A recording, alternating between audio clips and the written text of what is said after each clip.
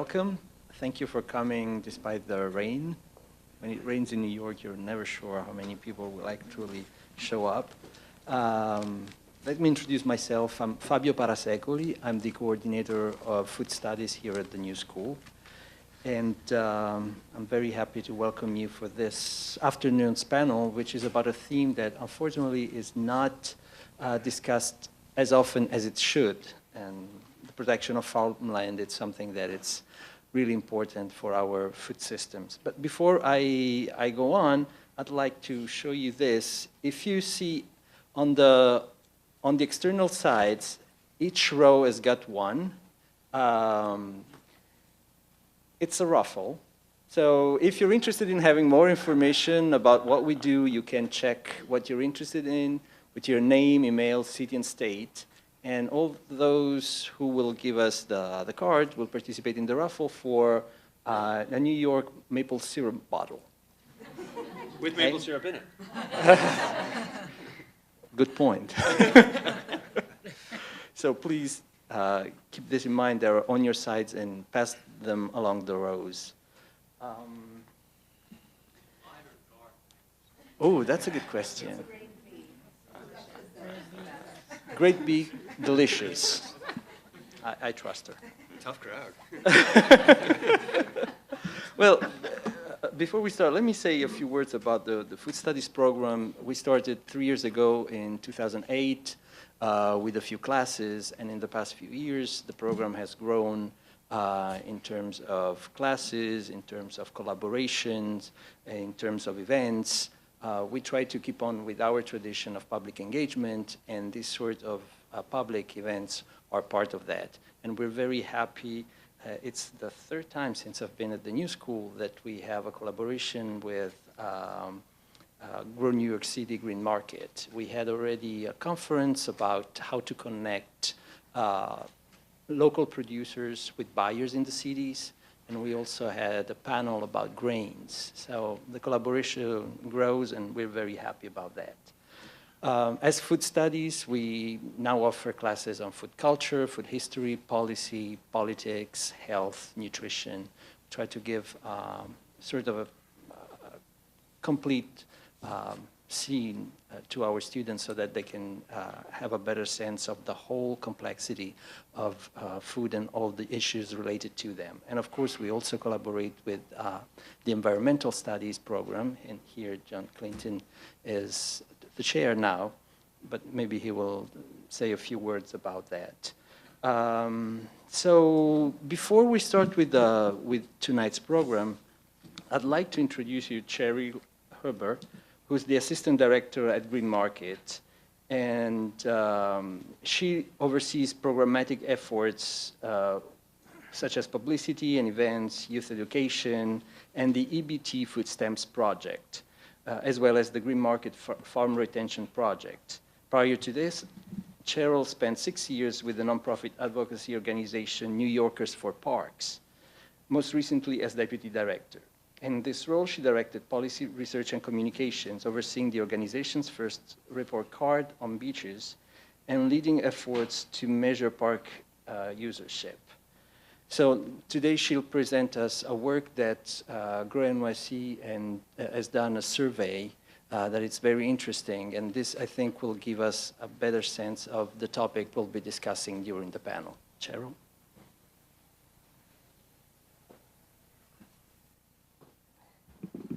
Hi, I'm Cheryl Huber.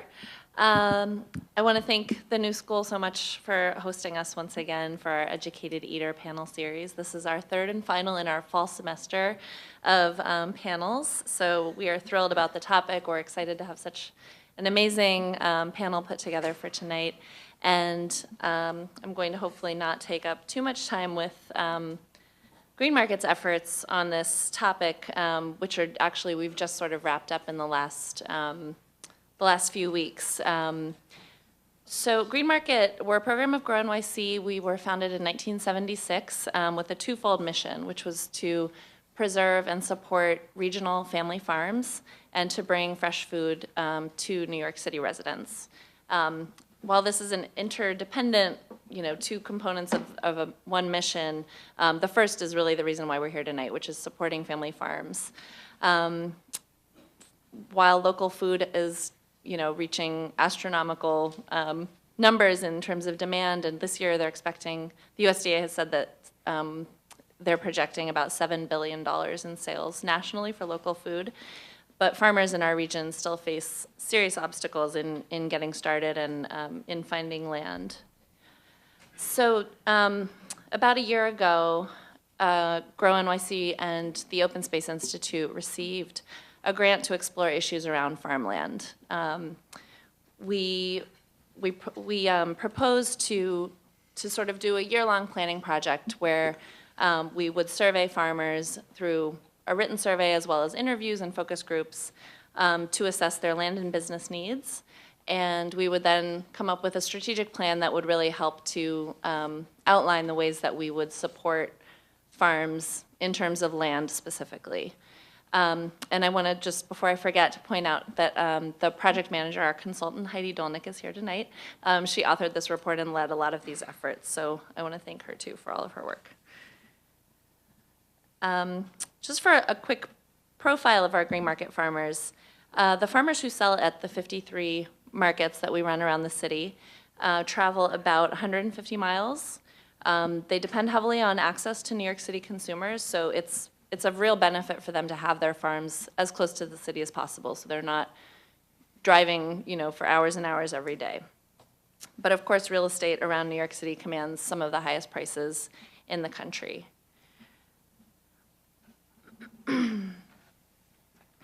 From our written survey of Greenmarket farmers, we had about a 78% response rate, which was really impressive.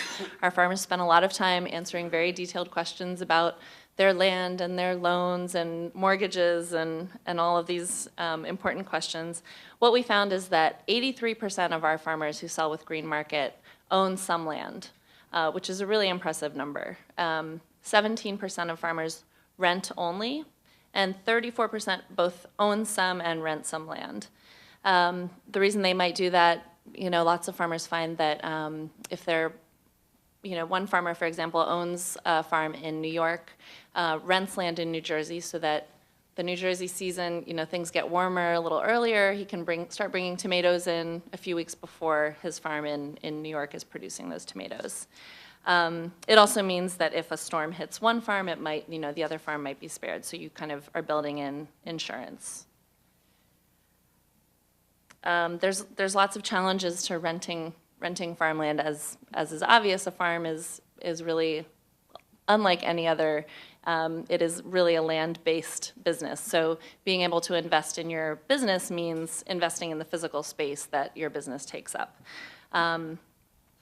So what we heard kind of over and over from farmers who are renting is that while they wanted to invest in their business and invest in the land, they felt that their money was at risk. If they got kicked off the land, if their lease wasn't a long-term lease, they would be kind of sinking money into things like drainage systems and soil improvements and fencing, and then that money would be lost when they were moving on to their next farm. We also heard over and over that it's very difficult to get a long-term lease, so many farmers are only guaranteed a year on their land. And it's also hard to find a landlord who really understands the farming business, and also lenders who are willing to lend money to farmers, because the business model is different. It's a seasonal model where money is kind of coming in and out throughout the year. There are also lots of barriers to owning land and purchasing land in our region. Good agricultural land is not only in demand by farmers, but by people in the city who might be looking for a second home and are looking for also lots of open space around their property. And obviously these people can afford to spend a lot more on this kind of land than a farmer can.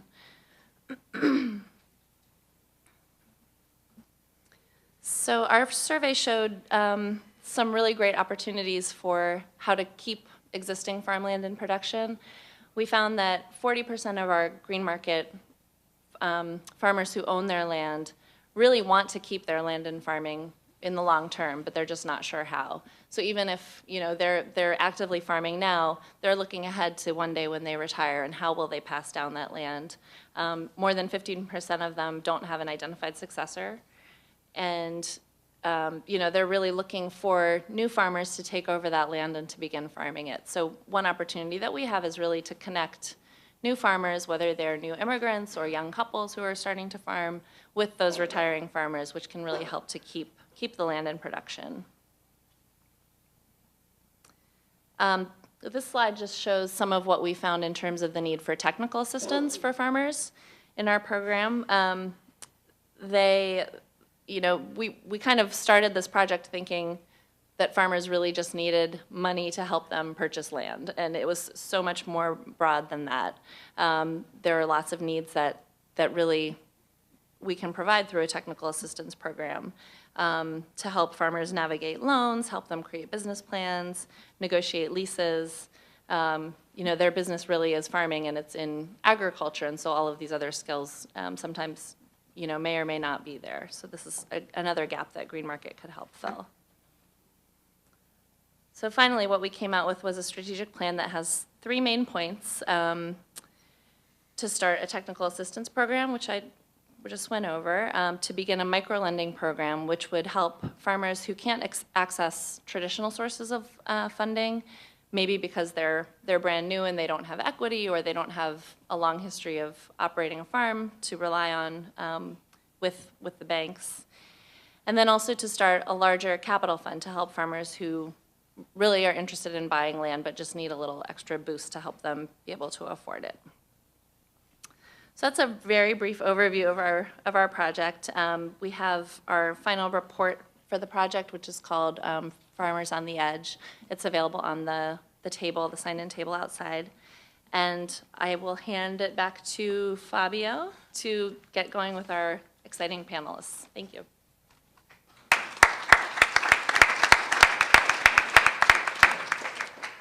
I strongly recommend that you pick up one copy of the report. It's really, really interesting. I've been reading it in the past few days. So now let me introduce John Clinton, who's going to be the moderator of the discussion, and he will introduce the panelists too. John Clinton is Associate Professor and Director of the New School's Graduate Program in Environmental Policy and Sustainability Management. And he's also the chair of Environmental Studies, which is our undergraduate program. At the New School, he serves on the University Sustainability Advisory Committee and on the grant-making committee of the Green Fund, which supports students and faculty projects. Recently, he was also the leader for the university for the Solar Decathlon project, which is an international competition sponsored by the US Department of Energy to design and build a solar-powered house. And the New School actually took first place in affordability. John? Thanks, Fabio. It's a great pleasure to be here. I'm excited about what the panelists are going to talk to us about. I want to begin by thanking Grow NYC for partnering with us on this event and on others in the past. We're looking forward to future such partnerships as well, I hope. And I want to acknowledge my colleague Nevin Cohen, who's here with us tonight, who is the founding chair of the Environmental Studies program and an expert on food systems. So I'm hoping you'll have some good questions for us. I'm sure you will. Thanks, Nevin. I will introduce each panelist very briefly, just tell you a little bit about who they are, and then we'll go around and ask them to spend maybe 5 minutes talking about more detail, fleshing out who they are and why they're here, and then we'll go to more elaborate statements about the topics for our focus tonight. We'll spend a fair amount of time on that, and we'll then turn to the audience for questions. So we'll begin with David Haight, who is the New York Director of American Farmland Trust, and David has worked with about 20 local governments on issues related to agricultural economic development. He has been a co-author of the AFT's Guide to Local Planning for Agriculture in New York, and he is on a number of boards and is on the Land Trust Alliance New York Advisory Committee. David, is to my left. As you can see, Tim Stark is a farmer who has just secured a new farm in Pennsylvania. He is from Eckerton Hill Farm and is someone who has created a farm that has as many as 100 varieties of tomatoes, I understand, from many of them heirloom tomatoes. We'll be hearing from Tim about how he acquired that farm and what some of the challenges were in doing that. Liz McAlister, I'm sorry, Liz, is with us as well, and she is from Cato Corner Farm, which she and her son have been very active in. She involved her son in various aspects of the farm early on, and Mark Gilman, your son now, works with you on the manufacture of the cheese products that you develop. You are mostly involved in the day-to-day operations at this point. And marketing. Yeah. And marketing. So Right. we'll hear Liz about Piece of the puzzle. important tonight, especially. Jennifer Grossman is the last of our panelists. Jennifer is a conservation biologist, consultant. She's worked with the Natural Resources Defense Council and is currently Vice President for Land Acquisition at Open Space Institute. Actually, no, I've just transitioned from there, but I can talk a bit about what the work was that we did at OSI. Okay. Now I'm consulting with NRDC. The other way around. Sorry Yeah, about that. exactly. Okay.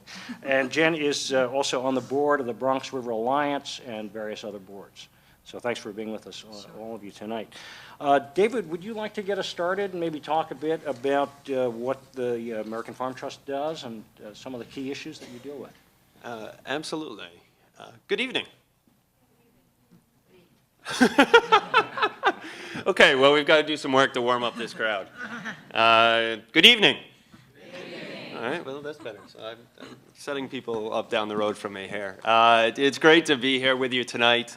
You know, I'm a native New Yorker, but perhaps from the farthest point from this New York. I am from Peru, New York. So I am from very close to Montreal, Canada. So kind of where the Adirondacks sweep down to meet Lake Champlain. Very much like many parts of New York State, a farming community. And I, over time, migrated south a decade and a little bit ago.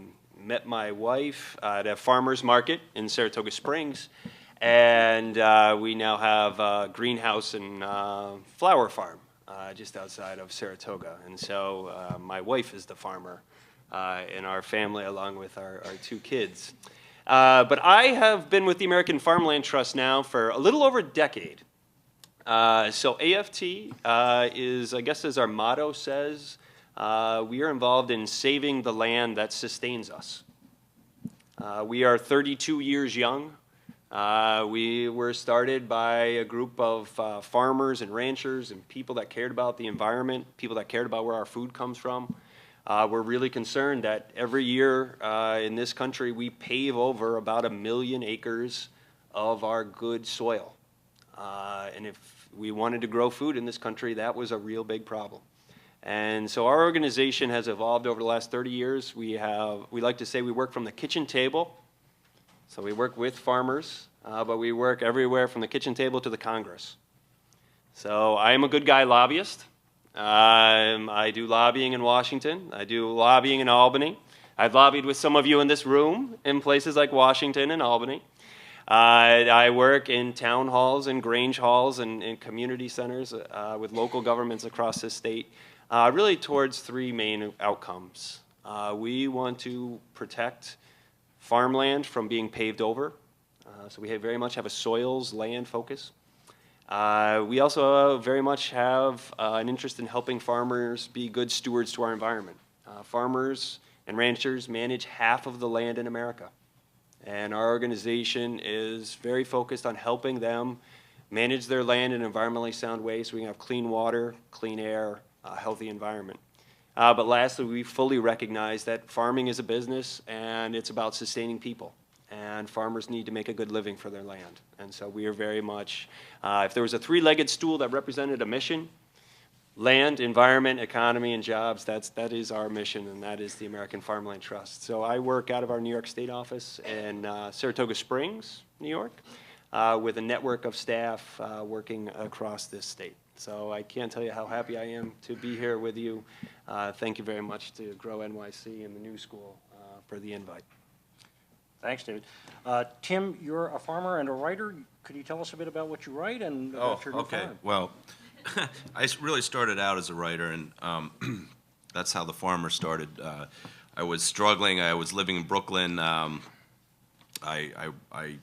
started a garden back home in Pennsylvania where I grew up, on the land I grew up on, and finally decided the writing wasn't making enough money, and decided one year to just take the plunge and try to farm out of my mom's backyard, kind of, and had just a bumper crop, really great crop that first year. Luckily, because I really had no idea. I mean, I was expanding my garden into a 2-acre garden and had no idea what I was doing, and was lucky because that was the one year we got sort of regular rain. I didn't need irrigation.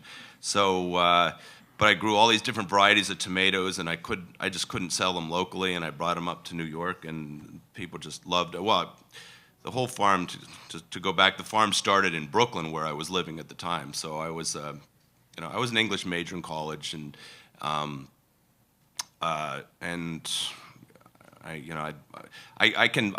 got up this morning at 3 in the morning, milked a goat, and came to the market. So I've been to the market. So watch it. If I get too caught up in the details, just kick me. If I get too lost in the forest, just somebody kick me or throw something at me, throw water at me. But I'll skip ahead. So 15 years later, I think. About 13 years after I started the farm.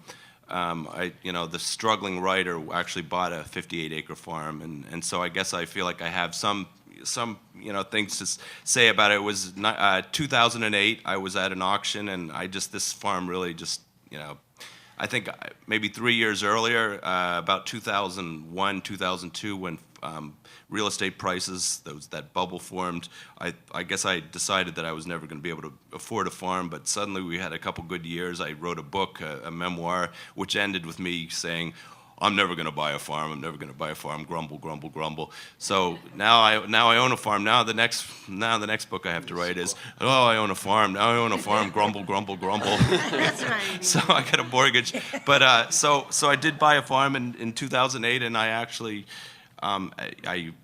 it was at an auction, and there was a developer. Well, it was 2008, so it was right after Lehman Brothers folded. The economy was tanking a little bit, and I actually outbid a developer. Some people were sort of amazed that I kept bidding against this developer, and he would have outbid me if it had been another time. But the luck was with me, and it makes all the difference to me to own the farm. I've invested a lot in capital improvements on the farm. From the standpoint of, am I increasing the value of this farm by fencing pastures and fixing buildings up? It's not a farm that's in preservation. For me, it means a lot that I'm sort of putting the farm back into place that was originally there. I've got heifers out in the pasture now. I've got, I started out with tomatoes, and now, I just have a whole farm. It just means everything to me to be able to look out and see that that's my farm. So when I hear, I really, to me, it's like when I see any farmer, I just encourage them, however, to own your own farm, because you're going to put so much more into it. I have, after 13 years of renting and the frustrations of it, and not wanting to spend too much on something because you're not going to own it. But that's I don't know. That's where I'm at. Okay, thanks, Tim. So Liz, Cato Corner Farm is a mother-son partnership, and Yes. And that's been successful, clearly, in terms of passing on to the next generation, valuing of land. You want to tell us a bit about? Yeah, my two sons grew up on this farm. We rented a farm before this, and when we had to move, we were very, very lucky to find a farm that the farmer was actually willing to finance it. And that was before the real estate values in Connecticut went sky high. So it was really fortuitous that we got, and the kids grew up on the farm and did all sorts of things. I started out with goats and sheep and sold meat. but that didn't make me very happy, and I actually knew a lot about cheese, so we decided to become a dairy farm and make cheese. And my children are, one of them is now in Australia, and the other one is at home making cheese on the farm. But he had a journey before that. He went to college and then did many things in various parts of the country and taught school in Baltimore, and finally decided that he really wanted to come home and participate, partly, I think, because he wanted to be in a situation where he could make his own product from the beginning to the end, which is a wonderful, wonderful thing about farming. This farm, we bought it in '79 and did various things until 1997 when we became licensed to sell cheese. So, and then during this whole process, we were involved in trying to preserve the land. That was one of the goals from the very beginning, to put this 75-acre piece of land in Connecticut into preservation. It's in a strategic spot. It's right in the middle of a lot of other open land, and when we put it in preservation, we actually blocked several developers, which was a great feeling. But it was a slow process, and it's one I think people really need help doing. I had a lot of help from NRCS and also the Connecticut Farmland Trust. I don't know if you... Yeah. I look forward to hearing more about that later. Jennifer, you've worked in a space that has involved the kinds of issues that we just heard about from Liz in your career. Do you want to tell us why it's important for us now to be addressing those issues? Sure. Well, first, like David, I'm a native New Yorker, but I'm from Brooklyn. Like Tim, I was an English major, frustrated writer. And like Liz, I consider myself a clever and savvy strategist like you are in preservation. My background's been in environmental law for the last 20 years, and I've operated as a representative for the Department of Environmental Conservation, doing a variety of land preservation projects throughout the state. The last 11 years, I was the vice president at the Open Space Institute, overseeing the acquisition program there that focused on landscapes of significance, recreational lands, historic lands, lands that just had a bucolic or beautiful vista, or other things that preserve the natural resource base, water and land and other elements that we find important, critical environmental areas, habitat. It was only the last 6 or 7 years when I started working with farmers and really seeing that the preservation of farmland is really just the beginning, because it's not a farm without a farmer. And you can preserve farmland and you can protect the core elements of what the land is about, but to really have a sustainable farm operation, it's a business. And as David said, it's truly an industry. And that kind of an industry makes the preservation of farmland very different from any other kind of land conservation that's out there. The conservation paradigm shifts tremendously. You have to have a different kind of input that goes into the process. You need to understand there's a lot of externalities that are involved, and there's a lot of players that might make strange bedfellows, which are land use planners, landscape architects, transportation authorities, town planning boards. You really have to think of a system approach. So what I saw over the last 6 years, focusing on farmland preservation, was that I wanted to do more than just simply preserve the land. So for the last 4 months, I've shifted into a consulting position where now I'm advising sort of on a large food systems approach, where I'm working with farmers to help in their production and their capacity to produce more and to be more consistent. I'm working with processors on trying to create value-added products so that there's a little more of a revenue stream that comes back to the farmer. I'm working with municipalities on farm-friendly zoning and planning initiatives. And then you've got to figure out, how do you get it from farm to market? It's distributors, it's marketers and branders. And then there's procurement, which is a really significant thing. Who's buying food? Where is the funding coming to buy that food? For example, the New York City school system is the second largest food purchaser in the country, only second to the US military. That's a huge capacity to influence where food comes from. So my interest now is working with all of these kind of folks. I love the group effort. I'm always a team player. So to me, it's exciting to be part of, I see a growing movement, bottom up, not top down, that can really make a difference on how we eat and where we get our food from. Okay, thanks. David, maybe you could talk to us a bit about the backdrop to this conversation. What's the state of New York. What's the state of New York as far as some of the issues in relation to farmland conservation? Okay, good. You at least put boundaries on that. The state of New York would be a very long, and hopefully we'd have drinks in front of us. Well, so the endeavor of agriculture is a very complex one, but the ingredients that are required for farming, some of the basic ingredients are pretty simple. Soil, water, people, that these are some very fundamental ingredients involved in agriculture. And really when you talk about protecting the soil resources, the natural ingredients you need for farming, you're really talking about the fundamentals of food security and jobs in our economy in a place like New York. You know, the United Nations, if you look at some of their projections, they're projecting we're going to have to increase food production around this world 70% by 2050. Those are very real numbers, almost doubling the amount of food that we have around this world. But if you look at the soil that we have, the natural resources, about 90% of the arable land, interpret that as land that's capable of growing things that isn't covered with trees right now, 90% of that land is already in agricultural use right now. So we almost have to double food production with virtually the same amount of land, probably using less water, and in a very, probably increasingly tumultuous climate. Wow. You want to talk about some big, big challenges. What we've seen over the last few years is other countries are really recognizing this trend. According to the UN, since 2008, there have been more than 140 million acres of farmland around the globe that have been purchased or leased by either private companies or countries like China, Saudi Arabia, Qatar, India. These are countries that have large populations of people. They have recognized that if they're going to feed them in the future, if you want power, you control the fundamental resources that are needed to grow food. So they have gone out and they are leasing and buying millions of acres of land in places like Africa, Argentina, Brazil. Okay, fast forward. How does this relate to us? Guess where we sit in this country?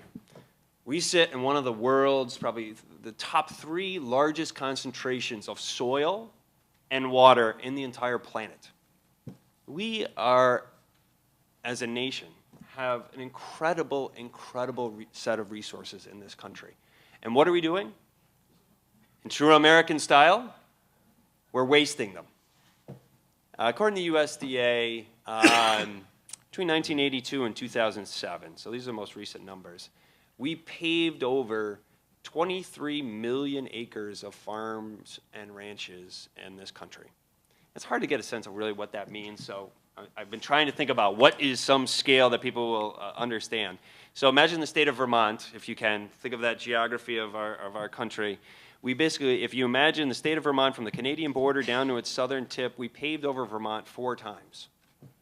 Imagine that was a farm from one step of the end to the other, paved over 4 times. Here in New York, that same period of time, we paved over 4,000 farms. 4,000 farms. So here in this country, we have a basket of riches when it comes to our natural resources, but fundamentally the choices we're making, we're wasting them. And so when we talk about protecting the land that sustains us, that is absolutely fundamental to the food and the food security that I think I want, or I think certainly about our kids and our kids' kids, that we want as a nation. That if you want to control our food supply going forward, we don't want to become dependent upon other parts of the world like we have for energy. If you don't want to become dependent upon other parts of the world for our food, then we need to stand up and treat our soil resources differently. We need to treat that land differently. Part of the beauty of this issue as well is that if we take steps to protect the land, that we're also taking steps to grow jobs in our economy. I mean, there is such strength, there is such power in these issues, because agriculture, the business of growing food in a place like New York, and again, I'm a New Yorker, this is my hat, I look at everything through the lens of New York. What an incredible place to grow food in the grander scheme of things. The business of agriculture is just got such growth potential. Here in New York, our farmers sell $4.5 billion a year, almost $5 billion in farm products. But if you think about all the things that are involved in, all the businesses that are involved in selling them things, and all the businesses involved in trucking food, processing food, distributing food, it's a $30 billion a year industry in New York State. Huge economic opportunities. So the more that we do to protect the land that sustains us, the more opportunities we're going to have to grow the economy that's going to sustain us as well. So, John, I guess in terms of a big picture, the landscape of issues that we're talking about, I think those are some of the big fundamental trends that we're facing today. Thanks, David. So maybe going from that macro level, Tim, to the personal, could you tell us a bit about what it was like? You were renting as a farmer for a while, right? And so how did you make what were some of the struggles around renting and farming? Well, to me, farm ownership is so critical to just managing the resource. I guess it's sort of like when I bought this, I didn't grow up my parents were not farmers. I didn't, so I'm in a lot of ways learning as I go along. The way I treat the piece of property that I own now is just completely different. A lot of what's happening in where I am now is farmers can't afford the land, so somebody else buys it, and then they just have, an easy year-to-year lease with some farmer who comes in and uses enough chemicals, enough whatever he needs to get through that year, and then does the same thing over and over and over again. And it's really just sad because you just see these what were once these beautiful farms that had, that had pastures and had croplands are just sort of they're deteriorating. The land's not. The land isn't being. To me, that's my view. I mean, some other people might look at it a little differently. I know the farm I took over, the soil was is not in very good shape, and in the time I've been there, I always have cover crops in the ground. I have 40 tillable acres, and I grow 10 acres of vegetables in a given year. The rest of it is in hay and clover, and it's just the way, I just want to build it up. To me, it's a resource. It's like it's my bank account, the farm. It's sort of everything to me. And if I didn't own it, I wouldn't treat it quite that same way. And it's already much more productive. The farmer who I bought the farm from actually took a little piece off of it, and he was struggling for years to hold on to it. And it had actually been in his family for 200 some years. And they were selling pieces of it off over the years. It had originally been a 92-acre farm. And the first year I limed it, I spread compost on it, got a lot of manure on it, and these were things it's hard to explain. He couldn't afford them because of the way he was farming. He couldn't afford those inputs. And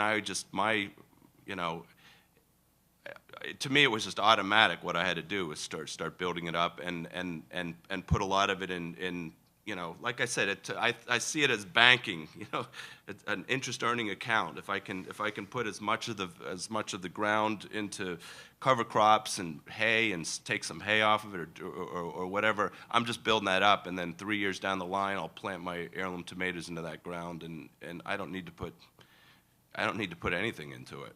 Maybe I'll spread some compost on it and some rock phosphate, and that's it. And so to me, it's just a completely, I'm just taking care of that land in ways that, I just see people around me all the time. And I was telling Liz, I see some of the farmers around me that they're almost perfect farmers. They're using their methods. They have to be perfect, just almost to break even. They have to be perfect. And I can make some mistakes, and luckily I have some control of my markets, and I can charge the price I charge, and and maybe I'm the one coming into the market all the time. It's a long stretch. It's a long, it's the growing, the selling, the marketing coming in, it's a lot of long hours, a lot of long days, but I can make a few little mistakes and still get these guys. I don't know how they do it. Some of the dairy farmers, when the milk price is low, or when they're farming perfectly. They're knocking out all the weeds, but maybe it's not the best. Maybe they're not doing the best for the soil in the long run. Well, to be honest, I think the dairy farmers, I think we need to hold on to them as much as we can. I think they're incredible farmers. Whether they're organic or not, I'm for the most part organic. Just we need to hold on to that, because they've got a mix of manure and hay and. But anyhow, I'm rambling. Am I answering that question well enough for you? I think so. And maybe Liz, you can talk about Yeah, it too. if You're a she could. dairy farmer, and Yes. and you want to talk about your sense of your relationship to the land. I know my brother-in-law is a farmer. When I go out to the farm, he has a lot to say about that. Right. I feel really responsible for it. It's almost, there are many nights you just don't sleep because you're thinking about I need to do this tomorrow, and we're behind on our cover crops, but I was lucky to have bought a farm that had been farmed actively by a fairly traditional dairy farmer. So the ground was great. I mean, it's very fertile, and even though it's pretty hilly land, it hadn't been abused. But there's the whole, that's why I put it in preservation. I couldn't visualize having it paved or built on, or I could see it only as this wonderful, perfect, productive place that just had to be at all cost, had to be kept. So all the methods I use now are revolve around that. We rotationally graze. We are very careful not to overdo anything. We have a composted bedded pack barn, which means we have a huge amount of compost, which we can be profligate with. We can put it all over the place, and it's wonderful to see your land produce that way and be safe. So I don't know. Right. Thanks. Jen, perhaps you could tell us a bit about some of the programs that exist in order to help farmers preserve their land, how to purchase land. Sure. It's interesting because the world's changed somewhat in the last few years in terms of government capacity to help facilitate preservation. New York State in 1996 started a program called the Purchase Development Rights Program, PDR, where the acquisition of development rights were purchased by a variety of entities. It could be municipal, towns, villages, localities. It could be nonprofit groups. And these rights were actually extinguished. They weren't acquired and relocated elsewhere. They were completely eliminated. That allowed for farmers to actually have equity and enjoy the equity during their ownership of the property. They could put that money back into the property. And Liz, as you know, that could be really instrumental in getting a business up and scaling up to the next level. The federal government has a program now. Just one quick note, the state PDR program is somewhat limited at this point because of different budget concerns and issues. It's a little bit backlogged. I don't want to degrade the great progress that it has made since '96, but we just haven't seen that continue the last few years. One of the things to really support is the Environmental Protection Fund, which is what sources New York State PDR money. So again, you all have a voice and a capacity to make that an important issue for your representative, and I encourage you to do that. The federal government, through USDA, has a program called Natural Resources Conservation Service. That's also a PDR program. They provide a 50% match. They have different types of conditions upon which they consider a farm eligible. Some is soil quality, intergenerational commitment, current operation as a farm, even the type of farming that's being done. That's been actually also a very valuable tool. In concert with one another, the state and the federal PDR program could be astronomical in terms of its impact on preserving a farm landscape. It's yet to really work that way to date. There's several other programs, and actually, David, I can refer to a fantastic report that AFT came out with a few years ago that listed all of the existing programs like EQIP, environmental quality improvement projects. There's the WIP program, wildlife habitat improvement programs, all different kinds of small grant initiatives that farmers could take advantage of based upon their current operation or how they grow food. In terms of municipal opportunities, there's been some great innovative leadership efforts out there. For example, the town of Warwick in Orange County is one of 6 towns in New York State, the other 5 are in Long Island, that implemented something called the Community Preservation Act. It's a small little transfer tax that's imposed on every real estate transfer that occurs in that municipality. There's exceptions. Farm-to-farm transfers are exempt. Other sorts of intestate or testamentary willed lands also are exempt. There's other minor exemptions, but for the most part, when you have a community that has an active real estate market, and we will see that come back, and it still actually is quite present, there is a great capacity to generate a small amount of funds that could be earmarked for open space and specifically farmland preservation. So what the town of Warwick's been able to do is almost quadruple the amount of protected land within their township because of this imposed tax. And it is welcomed because what preserved farmland does is preserve, as we know, bucolic vistas, it preserves water quality, it provides local healthy food around the corner, which, as everyone knows, tastes better, it's better for you, it has a smaller carbon footprint, it keeps dollars in your community. These are the kind of things that improve the value of land overall. So Warwick's real estate value has gone up by virtue of its preserving its farmland. So there's some really innovative ways to take advantage of what's going on out there now.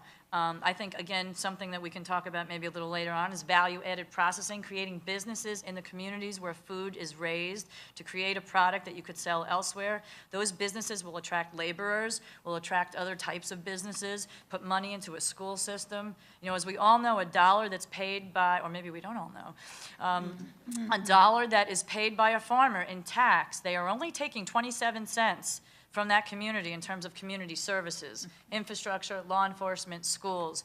But a dollar that's paid by a residential use in a community takes $1.29 of services. So farms are a tax bonus for a community. And I think there's an understanding that that is the case, and I think there will be a growing encouragement of more preserved lands. Well, continuing that theme, David, could you talk about community strategies to preserve farmland? Yeah, absolutely. And I really see 3 things that I think, quite frankly, any one of us can do. Because I know we're talking about farmland, and sitting here, it seems like that may be far afield from where we're sitting today. But I think there actually are very real things that each of us can do to be a part of helping to protect this land that sustains us and the people that are growing the food we need. So number one, I'd say start in your community. And it doesn't really matter to me where you live. But I'd say start in your community and look at the land or the places, doesn't even need to be land, the places that are available for growing food. And make sure that those places continue to be committed for growing food. There's actually a lot of publicly owned land that I think there's now government commitment along some parts of our government. We saw last year the city council here in New York passed legislation, inventory, all city-owned assets. If we have assets that the public owns that could be used for farming and growing food, let's do it. Let's put it towards that purpose. So that's number one, look local. I'd say right on that same vein, look locally, make it legal to grow food. My wife and I, as I mentioned, my wife, flower farmer, we just bought some new land in the community we live in. Our zoning code will allow us to grow things on that property but not sell things. That's a problem. That's a problem.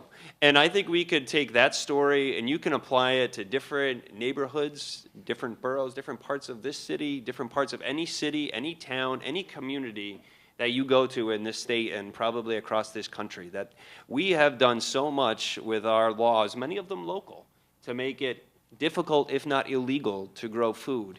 and to process food, and to distribute food, and to market food. So start local, start in your community, commit land, make it legal.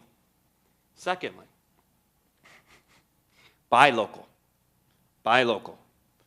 You create the marketplace, the opportunity for people to make a better living. Farmers don't want to sell their land.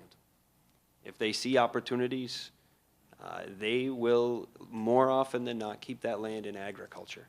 And when I say buy local, I mean personally with your personal life, but I would challenge all of us to start looking at the institutions that we're a part of. The colleges, the universities, the hospitals we go to, the senior centers that our families are in. Look at those institutions. You want to think about the opportunities to really scale up opportunities for farmers. Start getting our institutions to take 1%, 5%, 10%, 25%, 50%. Start taking incremental steps towards increasing that flow of food into our local systems. Those dollars, that will help keep land available for agriculture and food production. But I think the last piece, as Jennifer touched on a minute ago, this is going to require a political movement in this country. I just talked about earlier places like China, Qatar, Saudi Arabia, other parts of the world that are recognizing that we can't waste our land, we can't waste our food security, we can't become dependent upon other parts of the world. And so I think what you have here is political strength. The voice from this city is deafening in our state capital. You look where our governor is, you look where the leadership of our legislature is, you look where every statewide representative in New York State lives, it's within the footprint of New York City. So the political voice that you have, the programs that Jennifer just referenced a minute ago, they emanate from the Farm Bill. Guess what's being debated literally right now as we speak down in Washington, D.C.? The Farm Bill. Guess what is going to be debated very soon? The governor is coming out with, he's coming out with his state budget for next year. Guess where the decisions about whether farmers are going to have options for protecting their land, where's that going to emanate from? From the political decisions of our state leaders. And so absolutely I say, become part of the political movement to change values in this country. And so if I had to give you three things, John, I would say start local in your community. I would say buy local in your community, and I'd say become part of the political movement that can start in your community. So hey, we've got plenty more excitement here. I would say those green cards that you have at the end for the maple syrup, sign up, get your name down there, because I think there's opportunities. There's a lot of movements going on here. So if you want to be a part of it, get your name down on those green pieces of paper. Thanks. Liz, you managed to permanently protect your land. How did you go about that? We investigated almost every avenue for doing that. We started with, the state of Connecticut has a program of farmland preservation, but our land is not considered prime farmland because it's highly erodible, which means the slopes of the fields are more than a certain degree. And then we went to local land trusts, and that really didn't match, including the one I'm part of, which is the Colchester Land Trust, because they didn't have a feel of working lands. They were interested in woods and watersheds and things, but the working land aspect wasn't within their scope. And so we were working with NRCS on a couple of other projects, because we're rotational grazers, and that's a conservation practice, which they were very interested in that. And then they said, you know, you ought to check out this program, the Grasslands Reserve Program, which is a complicated program. Farmers can access it for 3 years, I believe, or 30 years. But we didn't want to do that. We wanted to do a permanent easement on our land. So they came out and they surveyed and they looked at the fields and they said, I think you're a good candidate for this program for permanent preservation. And they were really helpful. So they offered us a certain amount of money, which was way below what we could have gotten on the market, but we weren't going to do that anyway. So, and it was an amount of money that helped us tremendously in our farming, building a barn, refurbishing, and in addition, they helped us establish a lot of conservation practices. They built cattle trails for our cows to walk up to the back so that we didn't have erosion. They helped us put in more fences. They got us on a program of spreading and liming the fields. And those all came along with the easement. Actually, and they helped me clear brush over a big overgrown field in the back. And that was that was wonderful. I mean, that was what we needed for this center part of the farm. But on the outside, there were very hilly and wetlands which couldn't be touched. And when you go into the Grasslands Reserve Program, there are very strict rules. You can never till the land again. In other words, I can't decide I'm going to plant corn. In fact, I couldn't even plant grapes, I guess. You can grow only hay and pasture. And that's the idea is that you're saving it from erosion. So, but then we were in touch with the Connecticut Farmland Trust, and they were interested in the backland, and they felt their policy is that it was an entity, and they felt the backland contributed water, and in terms of conservation, it has a lot of wildlife and birds, and so they felt it should be kept as a unit. And the other thing that was interesting that they did was they felt that the farmhouse itself should be part of the farm, because in Connecticut, real estate is so incredibly high. I mean, what it would cost to build a house in Connecticut would be out of the range for most starting farmers, or even not starting farmers. So they asked us if we wanted to do an overall easement. We'd keep the federal easement, which was very, very strict, and then we'd include the backlands and the house lot. And we had, certain stipulations that we could my kids could come and build a house on there if they wanted. But and then the whole farm was in an overall easement, and they paid for all the legal costs and the survey, which we absolutely could not have afforded to pay. So I feel it feels really good. I mean, the place feels whole. It doesn't, if we wanted to sell it to another farm, we'd be selling the whole thing, and we'd be selling a way of life in a sense, because we wouldn't be just selling a piece of land that nobody could live on because there wasn't a house, and they didn't have $400,000 to build it. So Tim, as you went about buying your land and finding your land, can you tell us a bit about that process? Well, it took it's pretty emotional, really. It took a long, I guess it wasn't, I don't have the perfect prime land either. And I have land that's sloped somewhat that I'll probably just keep in hay, in perpetuity. I guess I figured I wouldn't have the best bottomland, but I also didn't want the best bottomland. I wanted a southern-facing hillside, because that's what always worked for me with my tomatoes, because it always drained well. We didn't sit in water at all with any of the storms that came through. I mean, we were hurt by the storms this year, but we didn't, that was one of the things. I had a couple, I think a lot of people thought, why did you buy that farm?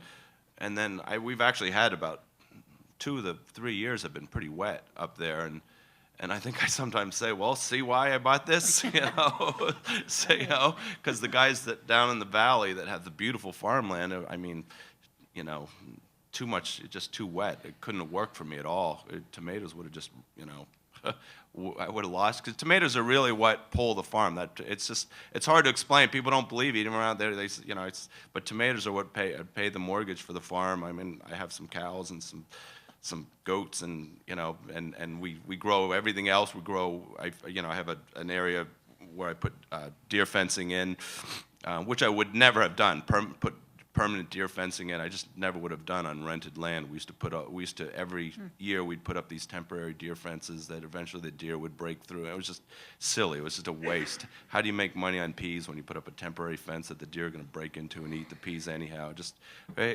crazy. So there were a lot of real specific things. I mean, I guess luckily, for 13 years I'd been looking for a farm. I kind of knew what I wanted, and it might not have, it isn't the perfect farm, but it had, then there were just certain little things like, it was an old historical farm. It had you could see an old silted-in pond where they used to take the ice off. The old ice house was still there. There's actually a little bit of stonework right at the entrance where they actually built, there was a blacksmith shop where they built firearms in the late 1700s through the 1800s, that firearms that are in museums now, Angstedt firearms. So there were things like that, character that, and I guess I just saw it as, let's just try to put the pieces back into place. And in fact, the old shed where they used to raise goats in the 50s, and the stonework to it probably goes back to the early 1800s. I just sort of restored it and put goats back into it, and I mean, the farmer who I bought it from just sort of shook his head and said, if I'd have known somebody would have put goats back in here, I probably would have replaced that roof 20 years ago, and it's there I was. So, I haven't taken advantage of, I don't think I can get the farm preserved because there are little pieces that were taken off of it. I don't think I get lowered taxes by keeping it in what they call clean and green. It's in ag security, which was very important to me, ag security, because when I was renting, I got grief from neighbors, just, because I was taking water out of streams or whatever I was doing. So it was important to me that it was an ag security. I could, basically farm it. I don't think I can put it in ag preservation because it's not contiguous acreage, farm acreage. So my best chances are by putting up all this fencing and restoring everything that, it's like I say, when I get to the end, I mean, I don't think my kids, maybe they'll be really interested in taking over the farm.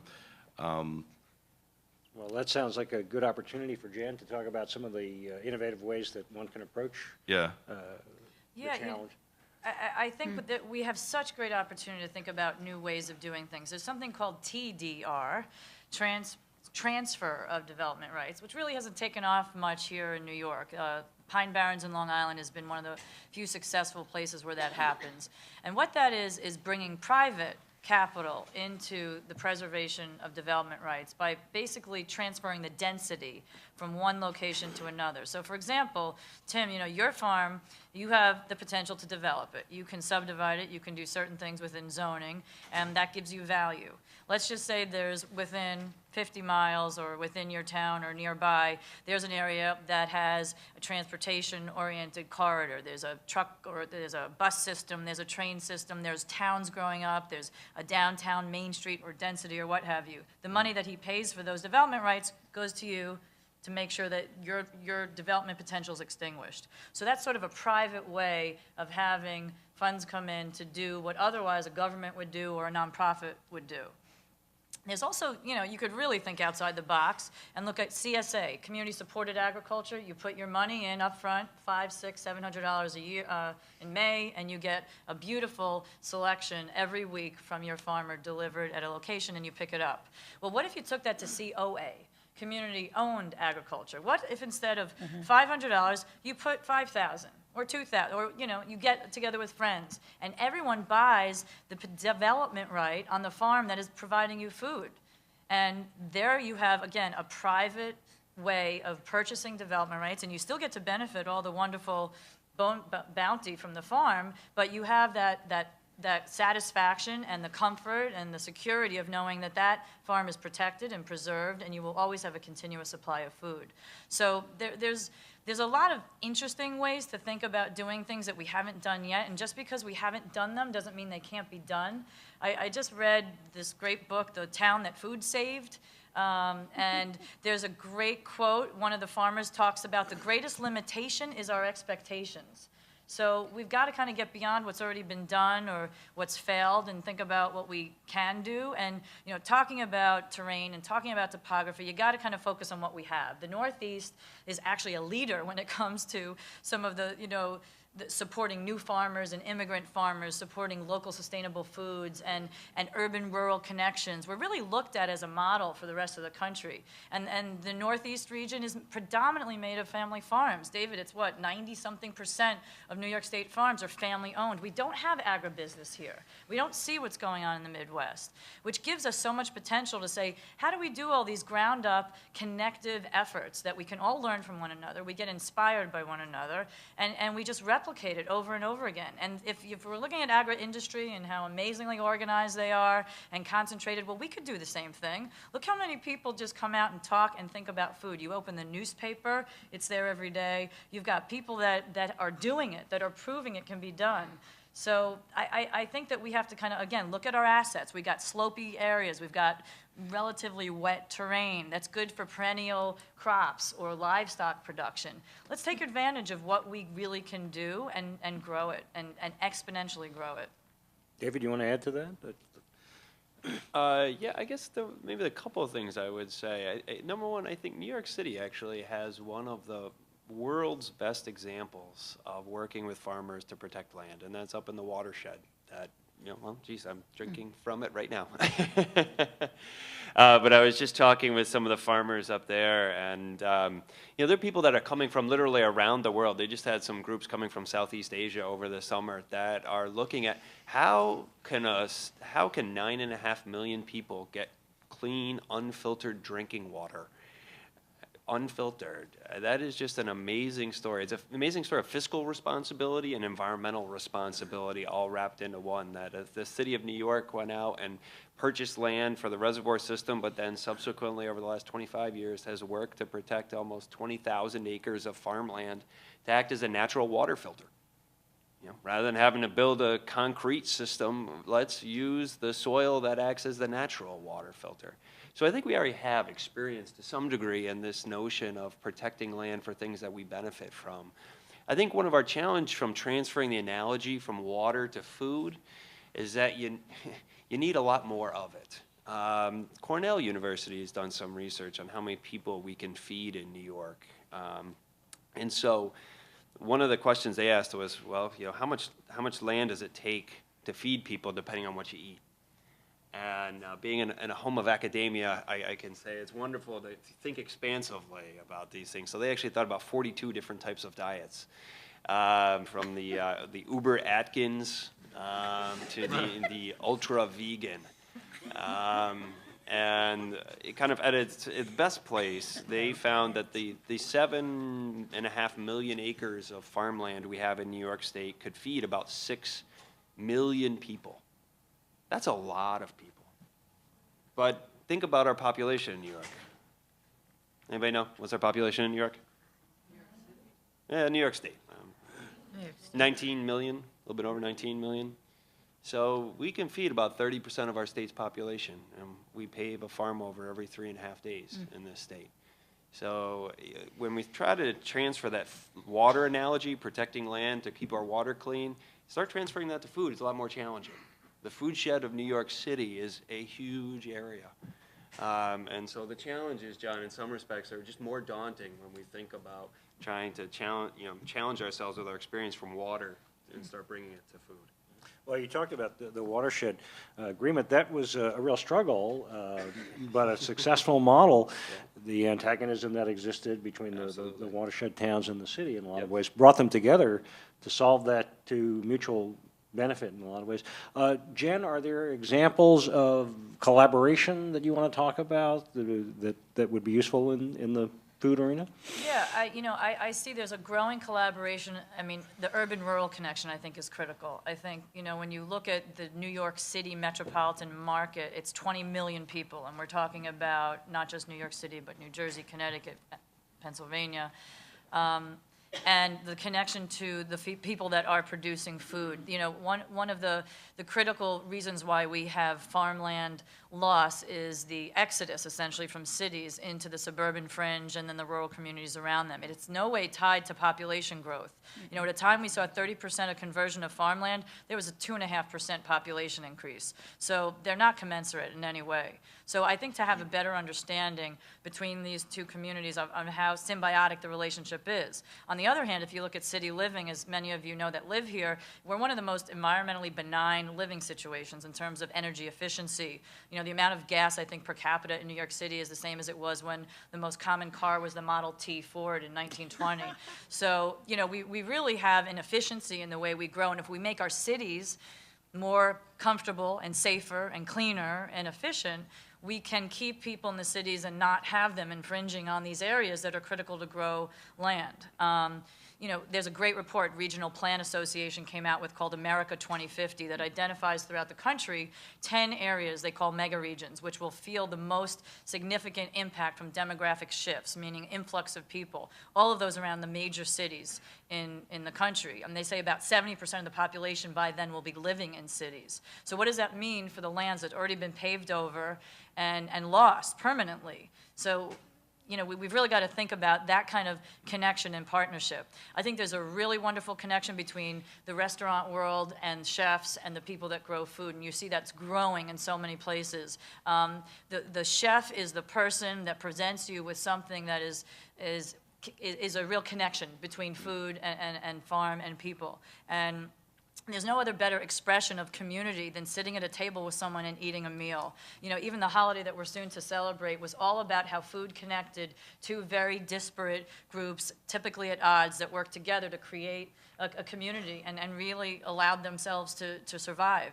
I think we have to kind of replicate that right now and gather around a community table in a communal way, whether it's figurative or literal, to really think about how do we preserve where our food is raised and make sure that everybody has access to it. You know, even in New York City, where we're one of the biggest foodie centers of the world, you know, one of the most malnourished and undernourished and sick communities is in Hunts Point in the Bronx, where it's the largest food distribution hub in the country. And, you know, about 60 to 70% of the food we eat in this state comes through Hunts Point, yet there's people up there that are living in food deserts, which have absolutely no access to local food. And that kind of environmental inequity and injustice has to be cured, and it's something that we can cure. You know, we really can make that difference. So I think there's a lot of new partnerships to forge, but I think the foundations are there that already exist to do that. Liz, I wonder if I could ask you, as a community member, how would you respond to what Jan has been talking about here? What's the role that you play in your community as a farmer? In my community? Yeah. Well, I'm very involved in the land trust in my community. And, but ironically, when we first started, the nut that was the hardest to crack was Connecticut. Connecticut, most of the people are very conservative eaters. And it was an amazing revelation to come into the city and have people dying to try cheese. But it's getting better. We just started an agricultural committee in my town, and one of the things we're going to do is we have identified the farms that are there still, and we're going to try to come up with strategies for retaining them. And we're going to try to push the town into identifying agricultural lands, and then this whole community-owned agriculture is something we really wanted to talk about.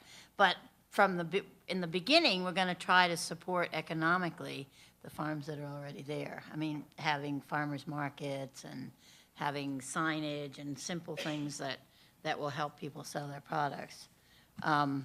I feel really strong. My community is very, very threatened by development. Even in this economic situation, they're still building houses and they're still taking farmland. And there are 2 farms behind me they're just sort of being held, sort of suspended, waiting for something to happen so that they can be developed. And we want to work on that too. Tim, do you want to say anything along those lines? What's your sense of how your community responds to some of these issues? Yeah, I'm always amazed how, I mean, I'm so grateful for New York City for the thought that goes in and just the gratefulness. I had the same thing when I first grew the tomatoes. I couldn't I couldn't sell these weird looking tomatoes locally. I just couldn't do it. I couldn't. But I mean, it goes way beyond that. New York City is completely interested in its food shed, and it's. But it's gone out into Pennsylvania, and now we actually do have. There's so much more interest.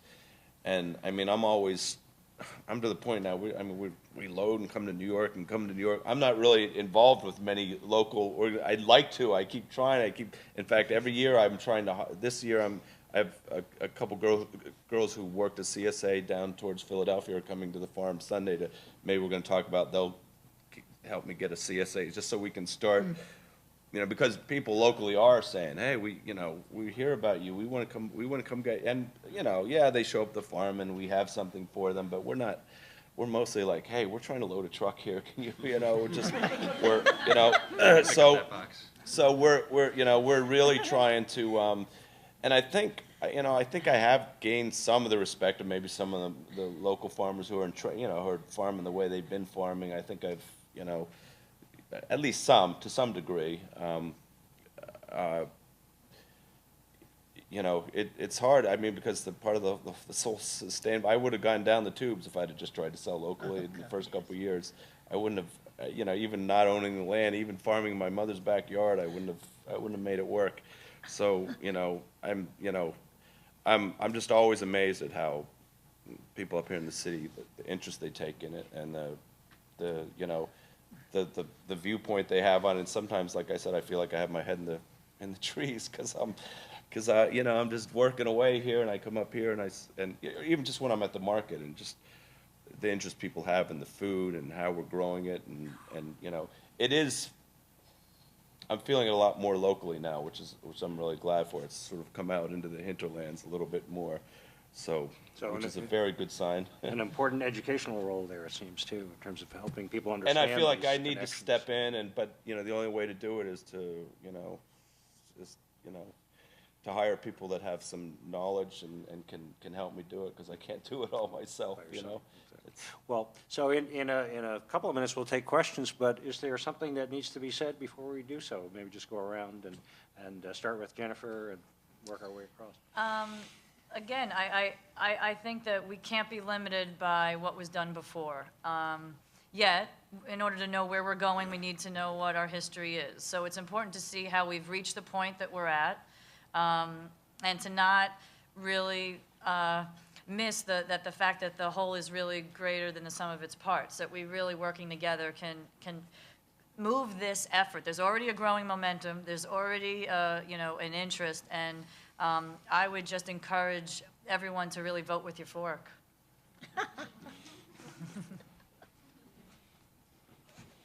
Liz, something that you would... Well, I was thinking of something that Tim said about how we can't, these dairy farmers who've had their farms and can't make, a little even tiny mistake because the margin is so small.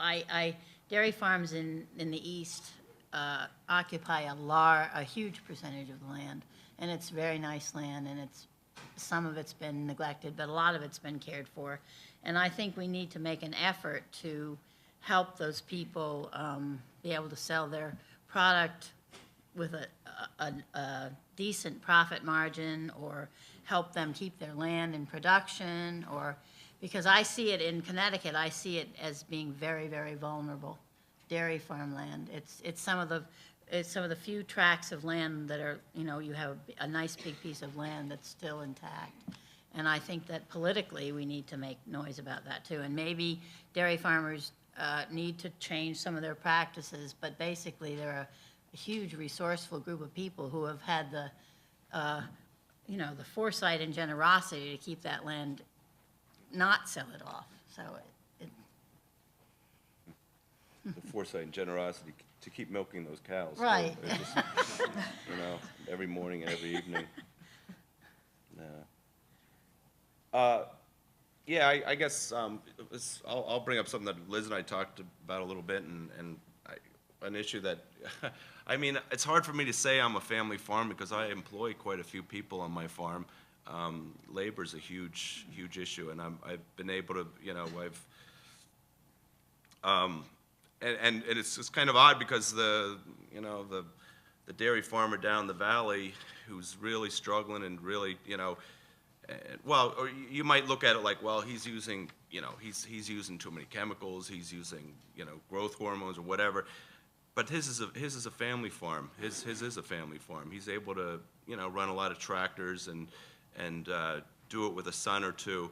Mine, you know, when we have a lot of tomatoes, we have a lot of employees on the farm, and labor is just a huge issue. It's hard work, it's hot outside, and to hold on to good labor, you got to pay a reasonable wage.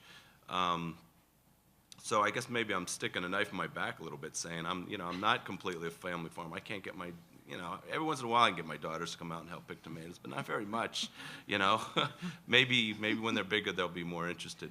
Maybe they'll want to make cheese from the cow milk or something. I don't know. I'm trying everything to get them out there, but it's hard to bring a family that hasn't been raised on a farm, bring them back onto the farm and get them working. Labor is a big issue, including workers from Mexico, Latin America, and it's a huge issue. Part of it. Very much a related issue, maybe we'll get to in some of the questions. And you raised the point, maybe David, you could talk about it a bit in terms of your connection to New York City and the Greenmarkets.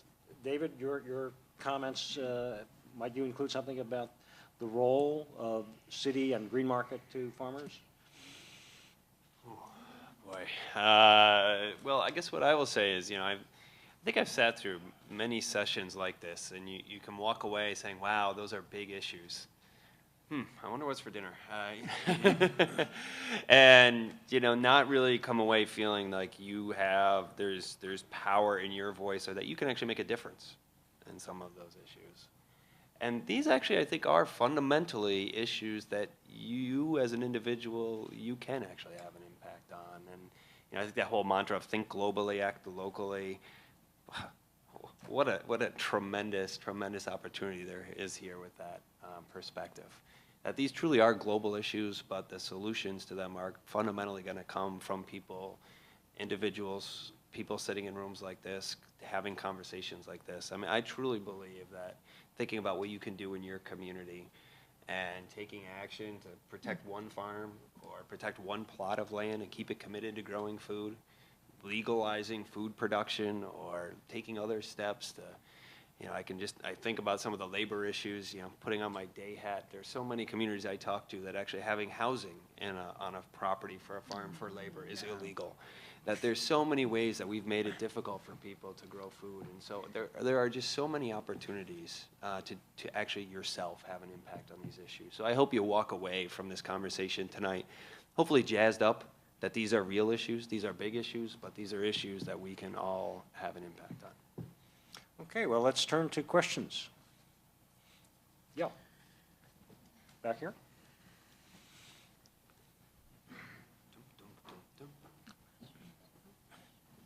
Hi, thank you.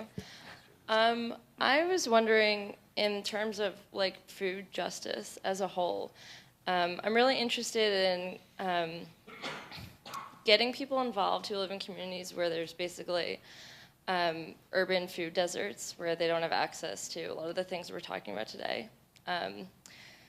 So I'm wondering how we can get people in those communities more involved, because it probably means more to people in those communities to hear about all these things that we're talking about tonight. People who get most of their food from bodegas, they don't even have access to local grocery stores. So I'm interested in how to get people like that either more involved, or how they can, how this can be more accessible to them in general. There's a group called Red Jacket Orchards that is doing some really exciting stuff with bodegas, in the sense that they are providing refrigerated units so that fresh produce can be kept. One of the biggest issues is that produce can be brought in and sits and loses its nutritional value. Fresh food after 3 days loses 40% of its nutritional value. So this keeps it fresher and preserved. And it's through a grant program, so it's a small effort, but it's growing. Very interesting report that just came out by the Urban Design Lab is Kubi Ackerman came up with something called urban agriculture, based in New York City. What he found was there are 5,000 acres available to raise food in the city, not including roofs. So it might be interesting for a community to find out if there is such acreage in their community. Again, talk to your local representatives, find out who owns it. A lot of it's publicly owned.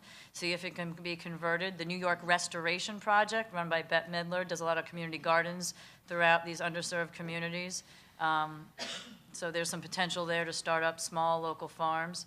And then again, connections with farms outside the city. Maybe there's a direct connection between a community. They have a buying group or a buying, effort, and they can go and actually buy directly from the farmer themselves. So again, just thinking innovatively about new ideas. John, I think Cheryl wanted to say something. She was jumping out of her skin up in the front row up here, so I don't want her to injure herself. I just wanted to say Greenmarket is also a partner on the Fresh Bodegas initiative, which Jennifer mentioned. And Sorry, yes. No, that's fine. There's lots of people involved, but it really is a team effort, and we're now delivering fresh local produce to 5 bodegas in Bed-Stuy, 8 in Harlem, and kind of expanding into Brownsville and doing a lot more sort of getting wholesale produce and fresh local food into communities like that. Is there like a list somewhere online for people to look up where they are? Yeah, the front page of our website, grownyc.org, actually has an article about it right now. The one thing I'll add is that the concept of a food desert is not just an urban one, that there actually are many rural communities, including farming communities, where it's not easy finding good things to eat, and just that the grocery stores have shut down, and so that some of those same issues apply. I will say that one of the things that we have seen that has been very powerful in rural parts of New York over the last 3 years, we lobbied our state legislature to make grant funds available to communities to ask the question of what can we do locally to ensure opportunities for farming and food production. And now, over the last 3 years, 64 towns have gotten grants of about totaling about $1.5 million. And these are small grants, $25,000 a piece. But I think the important thing is it started a process. And that for most communities, thinking long-term about food and how we're going to grow food and the economy, all those pieces, those are big questions. And for most rural communities, you're kind of dealing with the day-to-day. And you're talking about big, long-term, intractable issues. And so having those seeds to bring people together to have conversations like this are really, really important. So I think the more opportunities we can find to plant seeds like that and encourage communities and enable and support communities to answer those questions themselves, I think that's really where the power and the strength and responding to those problems is going to be. You mentioned at the beginning that a farm is nothing without a farmer. However, we talked a lot about the price of the land and so on. What do you think is the biggest threat right now? Is it really the price of the land or the difficulty to find the manpower? Are you asking me? Or, I'm not the one who talked most about it, but I mean, it's for everyone. Yeah, well, it's a combination. I mean, the value of the land is really, 2 hours within 2 hours in New York City. I mean, I often think, what I paid for my farm, it's probably what a nice studio apartment would cost, but it's an incredible amount of money for me to pay off. It's, yeah, I'd split almost evenly on it. I mean, I'm lucky I've found a way, because I come into this urban environment, I've found a way to make the money, but it's hard every year. It's every year I go, do I want to go through this? And some years are better than others, as far as the labor. I don't know. You have more of a family farm than I do, I guess. Well, we have a lot of people. We hire a lot of people to work the farm. And that is definitely a problem. Finding people who really like working on a farm is a problem. But I don't see it. Something I like to talk about at my local land trust, it's not a very popular thing to say, but is that a house in Connecticut, people regularly spend $600,000 for a house that's on a 3/4 of an acre. For $600,000, you can still buy a nice chunk of farmland in Connecticut. And people make the choice to buy that house, and they need to realize that they're choosing away from protecting land. I'm kind of puritanical about making choices toward your responsibilities to your community and stuff. But I think that that's something we've lost in our culture. We really have lost that in many instances. But in terms of labor, for instance, I have 3 full-time people who have worked for me for 6 years who are from Guatemala and have been illegal for 6 years. And they're part of my family now, so in that sense, they're a family farm. But it's not like just me and Mark work the farm.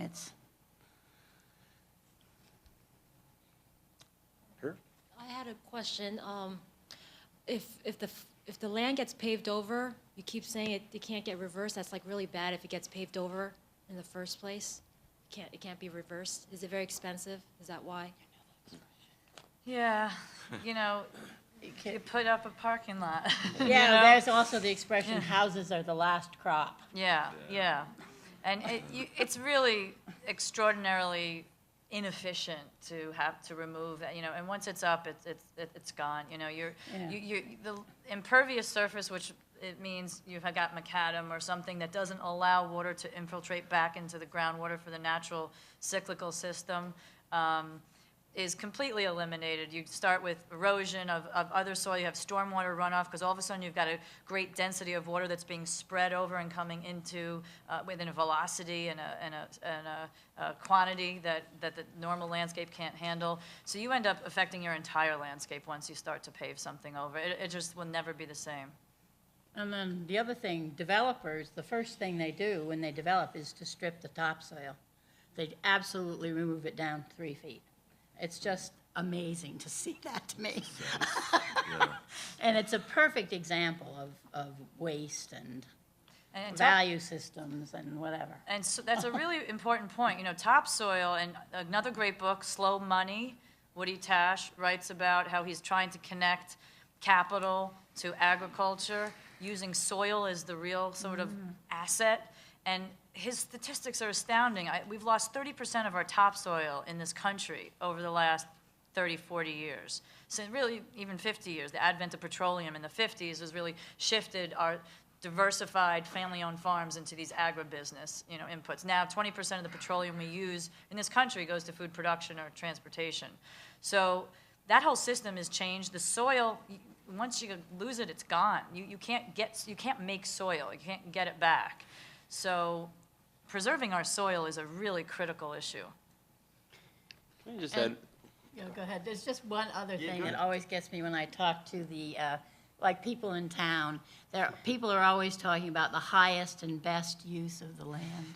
That's one of those taxation things that drives me crazy, because in my community, that's building houses. Right, right. And, you know, interesting on that point, one step further from PDR that we talked about, purchasing development rights, there's something called OPAV, O-P-A-V, option to purchase at ag value, which says the highest and best use is agriculture. So you make sure that that property is only used for agriculture. You pay a little more. You're not just saying you can't subdivide and you can't build a house and you can't cut those trees. You're saying you have to farm. Because even with a PDR, even with a conservation easement that protects your farm, you don't have to farm. No, right. You don't have to do that. OPAB requires the farming operation to continue, and it costs a little more money, but that's, in my mind, money well spent.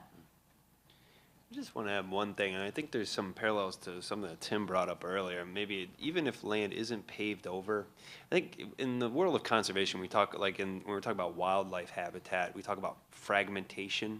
Like when you split up that habitat, you can almost make a parallel to farmer habitat fragmentation, because when you start putting houses out into the suburban rural landscape, you end up with a number of impacts. Even if the land isn't literally paved over, the price of that land next door goes up.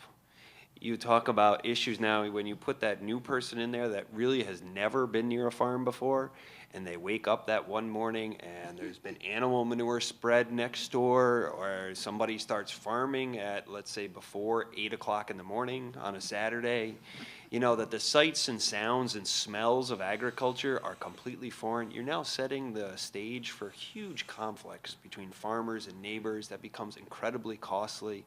As we lose each one of these farms, the people that provide services to farms, so like a veterinarian, you know, the banker, the people that provide seed and farm equipment. As we lose farmers and that landscape becomes fragmented, it's harder for all those other service providers to stay in business. So we lose those folks as well. So it's not just literally the land that is paved over, but there's a broader impact, a broader footprint that is a little bit harder to see, but the impacts are absolutely real and just as significant.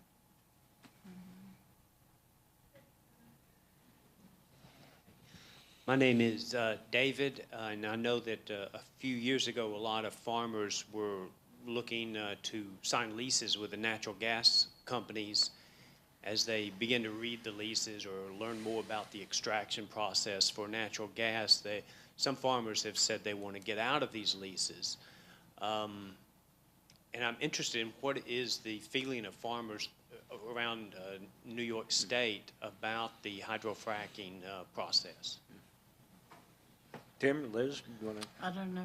Well, I mean, Pennsylvania's Pennsylvania, getting yeah. all the farms that in northern Pennsylvania, they're north of me, that are, a lot of them are really, they're jumping at it because they're not making any money. They like, that's why they're doing it.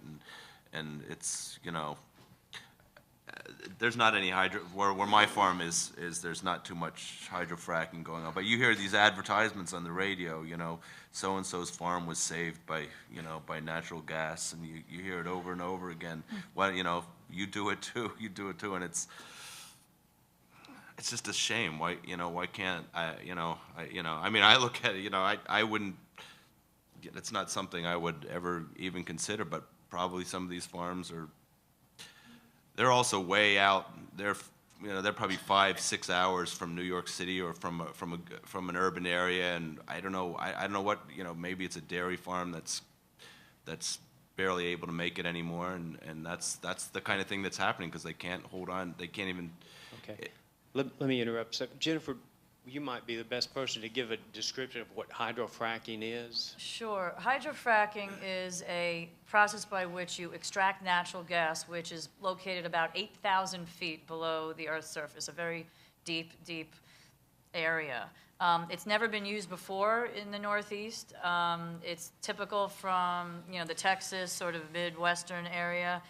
It has just come to fruition here because there's something known as the Marcellus Shale, which is an underlying area that covers parts of Pennsylvania and New York State, actually comes up from Virginia, where they claim, at least the companies, that there is a significant reserve there. Natural gas is being looked at as a transition fuel, something to get us away from the independence of foreign oil and hopefully transition us into renewables. There's probably, based on the quantity there, an estimate of maybe 30 years of natural gas. But what it takes to get there is 1 million gallons of water per day per well. And what is done is there is a drill that actually goes into the ground and goes down and creates a narrow passageway. Then at very high velocity, and again, a quantity of 1 million gallons of water, mixed with certain chemicals that not are all known what those chemicals are, it is put into this drilled area, and it fracks. It literally cracks the shale. And once the shale is cracked, the natural gas can then be pulled out and comes up with the water. So what you have is natural gas coming up and out, but you also have now contaminated water. And if you can imagine, in some communities, you know, there could be 300-400 wells in terms of leases. That's 300 to 400 million gallons of water a day coming out of wells. And most of these municipal wastewater treatment facilities have never seen a quantity of water at that amount, nor are they even familiar with what's in the water to know how to treat it. So one, it's where you're getting the water to put into the process. What do you do with the water once it comes out contaminated? What are you taking water away from when you want to grow food and you want to, you know, feed your animals and you want to drink your water from your tap? There's a lot of unanswered questions, and we're seeing, unfortunately, livestock kills, fish kills, contaminated wells occurring in properties that have either natural gas fracking on site or even nearby. There's a lot of concern about where our food is raised at this point. There's I don't know if anyone here is involved with the Park Slope Food Co-op, but that's a membership of 15,000 people. They spend a couple of $1 million a year on food. They've made it clear they will not buy food from any farmer that fracks or any farmer that is located around a fracking area. which is devastating to some farmers that have no interest in participating. But Tim, like you said, I've worked with many farmers that feel that this is their last opportunity to retain the family farm that they've had for 5 or 6 generations. They love their land so much, that's why they're forced to do this. And it's a horrible and very sad situation to feel that this is their last straw, that we can't come up with some innovative way to keep them on the farm, whether it's having cheese processing facilities all around our dairy farmers, or having these different types of community-owned farms, or getting developers to help support what's going on these farms. There's opportunities that we have to pursue to make sure that fracking is just not the only alternative for them.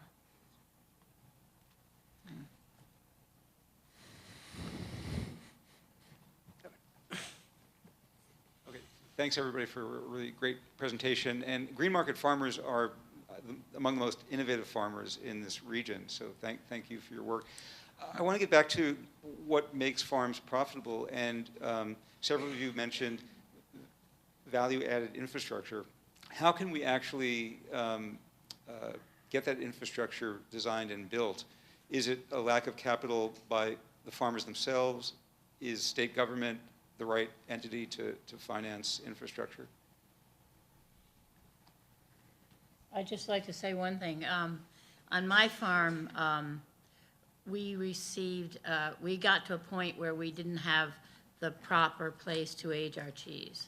So what we really needed was a cave, and we certainly didn't have the capital to do it, but we applied for, I think Connecticut still has these grants, although for a couple of years they didn't, but they're called farm enhancement grants.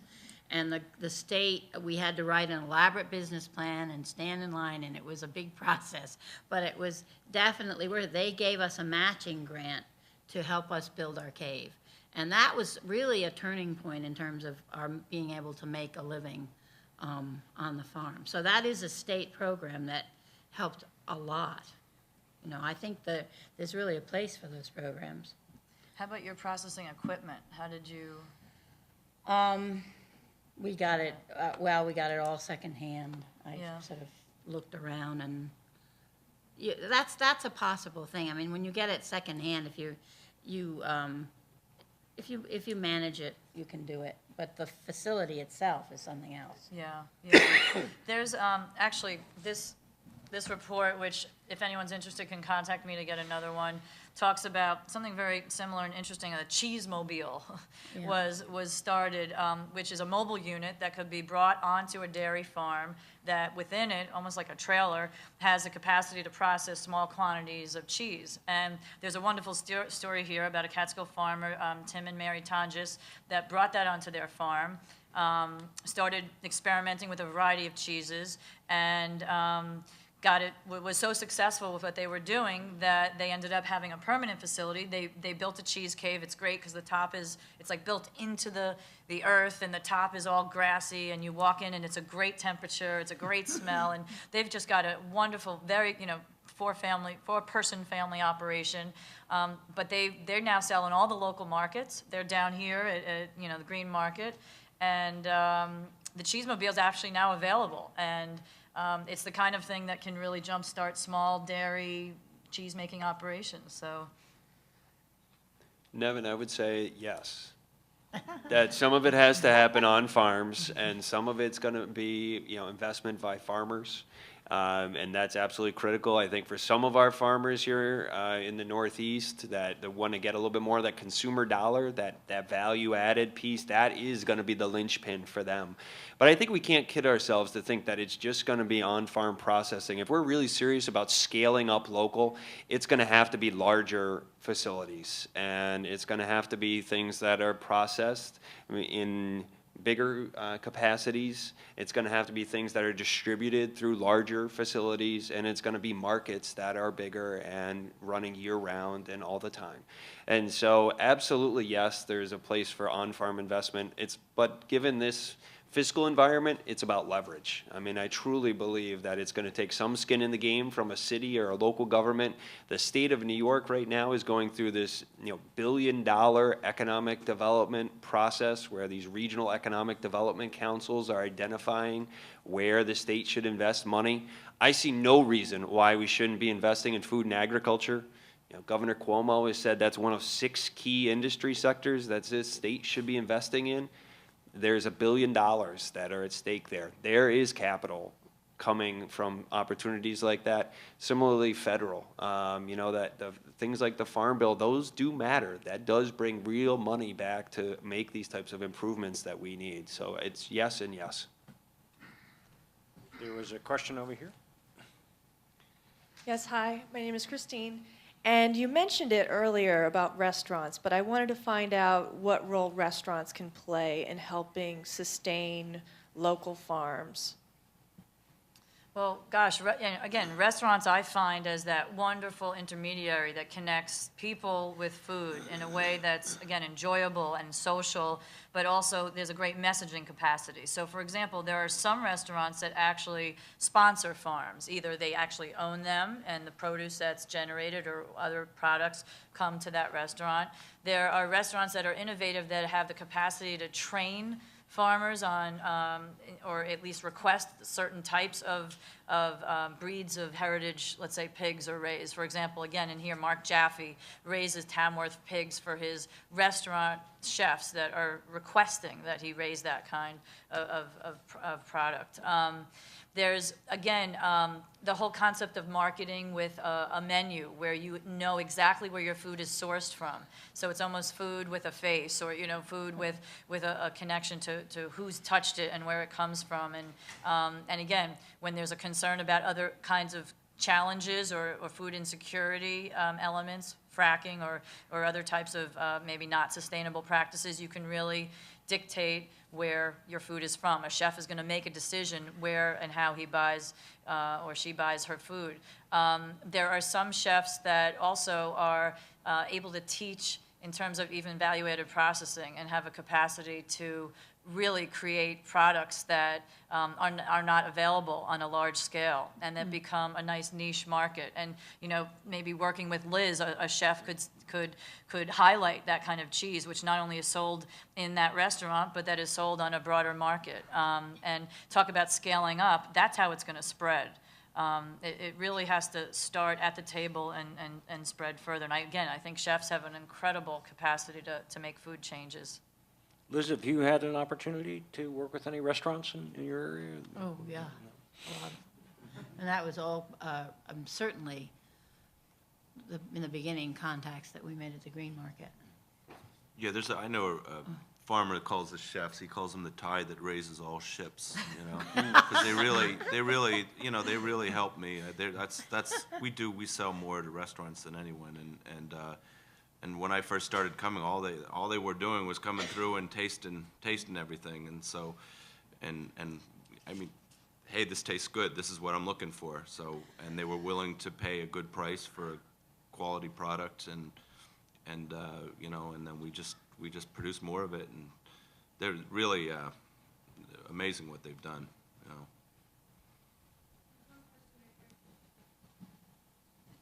Hi, thank you again very much. I love it. I came in from Brooklyn in the rain for this. I've been, a couple of comments first. I've been a member and part of American Farmland Trust. And with holidays coming up, a suggestion, when you think about gifts to give, and so people have so much.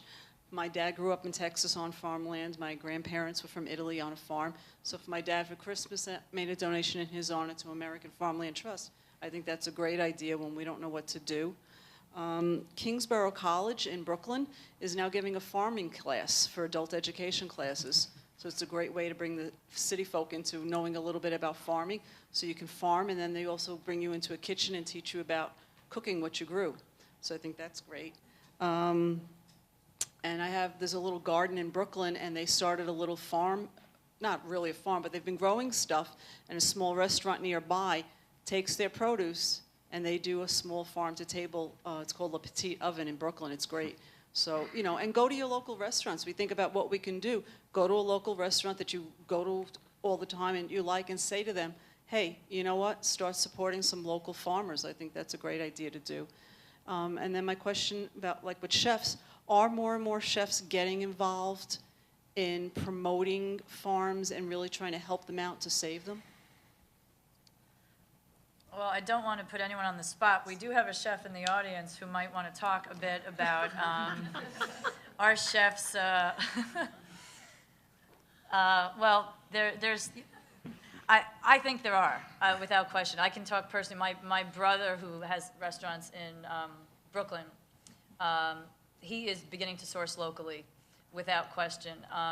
He is doing that, one, because he feels strongly about it, because he understands the value of how putting the dollar in a local farmer's pocket means that that land will be preserved, as well as he will have a tastier, more nutritious, fresher product to serve, and people understand that. I don't know if anyone's had a fresh egg that has been laid, minutes or moments before versus what you get at a supermarket. The color and the taste, there's nothing better than that, and you know that difference. So I think that comes through. So chefs are understanding it's quality over quantity, and unfortunately we've been gourmands rather than gourmet for so long that we've got to understand that less really is more when you deal with quality.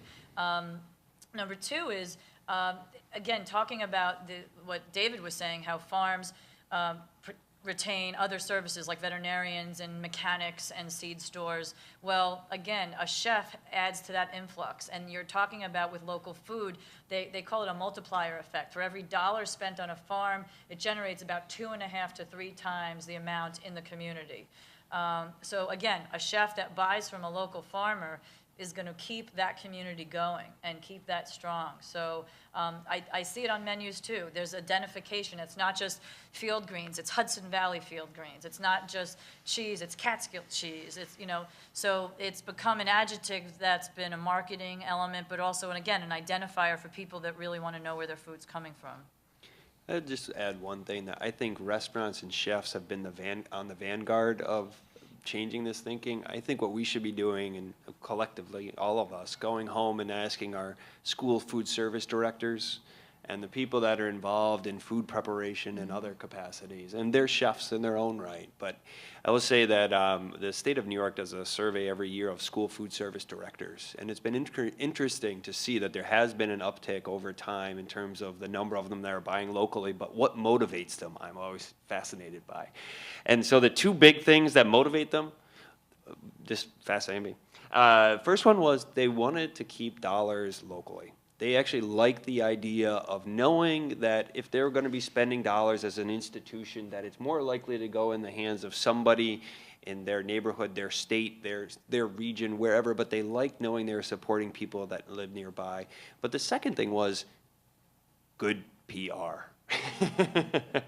That fundamentally for the institution, that buying locally was something that made parents happy. It made the principal, the superintendent happy.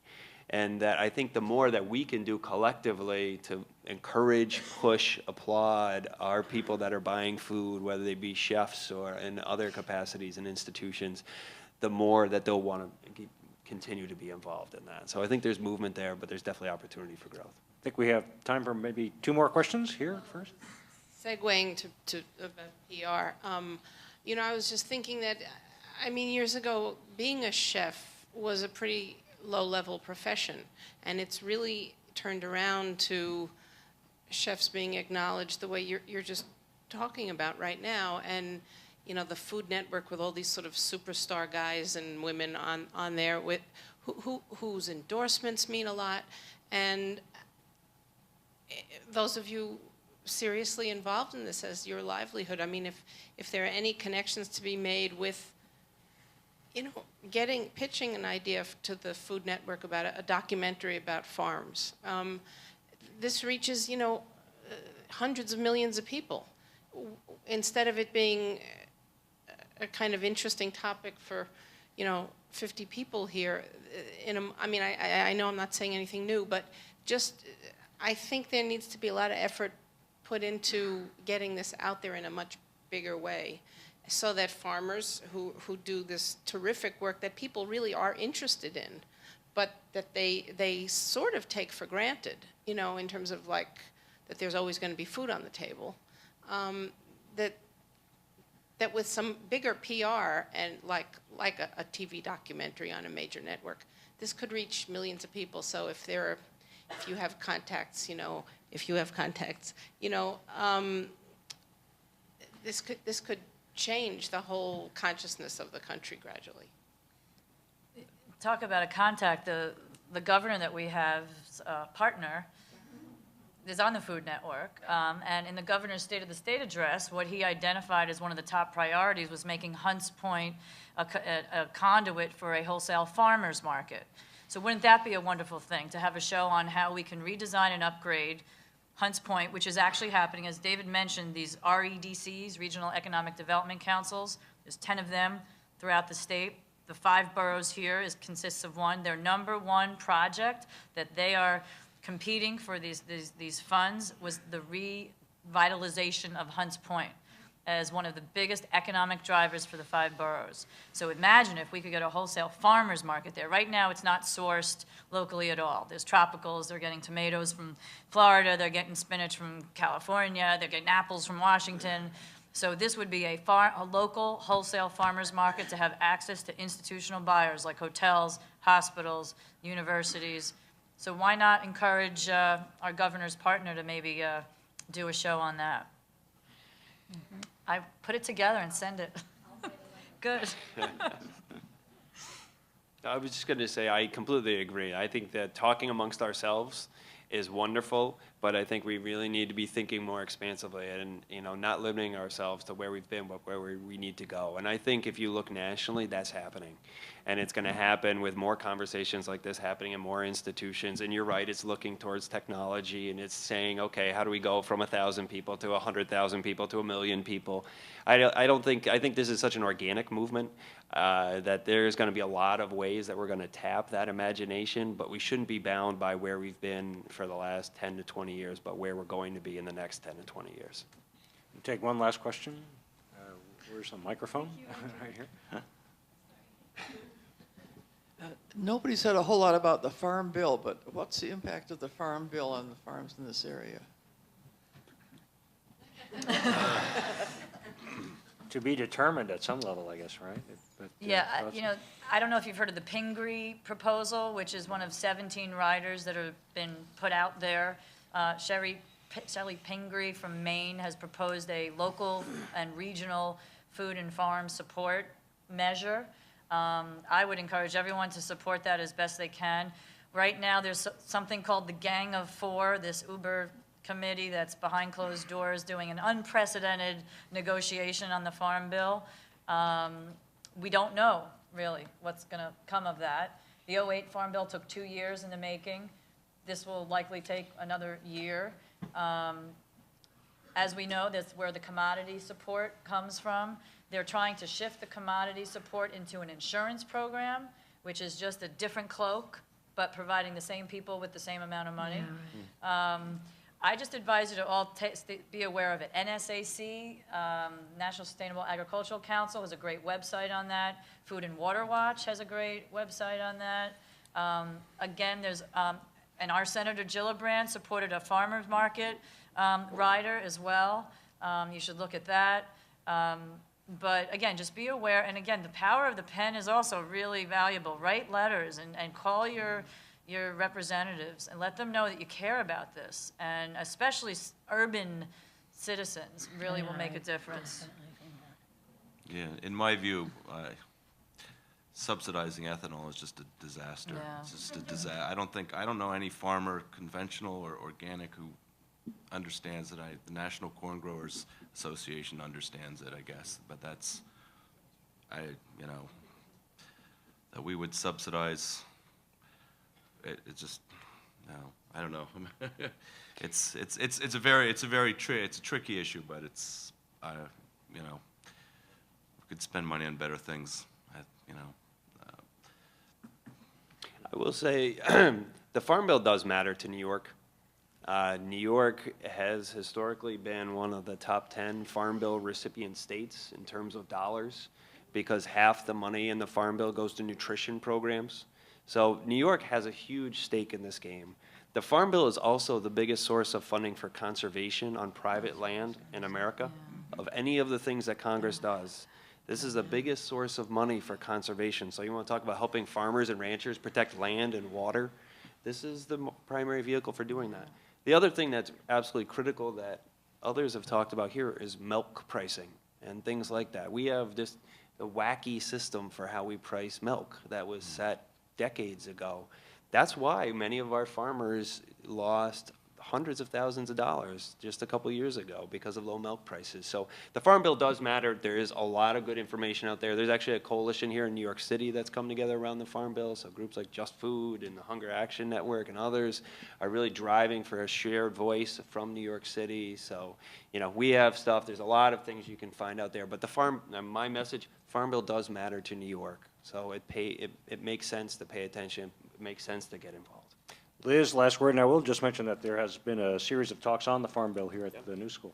Liz? Oh, the last word? You're the last word. Well, no, just about the Farm Bill. I think everyone should know the percentage of money that is, comes from the government to support so-called agriculture, what percentage of it goes to conservation, and what the rest goes to. I mean, it's a fact we should all have in our heads because it's just stupendous. It's like the military budget or something. It's really amazing. And I think I mean, I don't know the exact percentages. I just know that the conservation programs get a minute amount of money. I mean, it's very helpful what we get, but it's very little. Most of the money goes to support large corporate agriculture. And so perhaps that has to change. So thanks to all our panelists, Jen, Liz, Tim, David. Thanks to Grow NYC for organizing the panel and to all of you for coming.